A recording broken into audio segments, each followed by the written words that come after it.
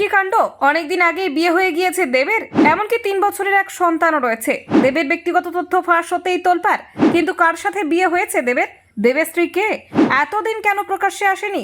দেখুন, চলতি বছরে লোকসভা নির্বাচনের প্রচার শেষ। শাসক দলের অন্যতম প্রার্থী দেব অধিকারী একদিকে দলমত নির্বিশেষে সমস্ত প্রার্থীকে 1 জুন ভাগ্য পরীক্ষার শুভেচ্ছা জানিয়েছেন। অন্যদিকে তাকে শুভেচ্ছা জানিয়েছে গুগল। নির্বাচনের আগে প্রযোজক নায়কের ব্যক্তিগত জীবনের সবচেয়ে গুরুত্বপূর্ণ তথ্য ফাঁস। 3 বছর আগে তার নাকি বিয়ে হয়ে গিয়েছে। এখানেই শেষ নয়, তার নাকি 3 বছরের এক সন্তানও রয়েছে।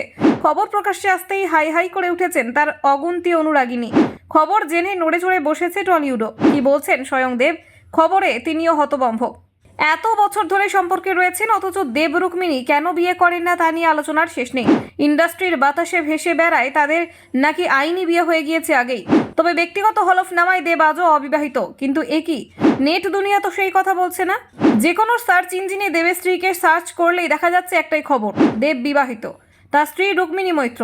2021 সালে ওরা বিয়ে করেন, তাদের এক সন্তানও রয়েছে। এই নিয়ে যখন চারিদিকে হইচই, তখন মুখ খুলেছেন বিদায়ী সাংসদও। এক কথায় ফ্যান ক্লাবের তরফে দেব সম্পর্কে এই অজানা খবর শেয়ার করে লেখা হয়েছে, গুগল না থাকলে জানতেই পারতাম না।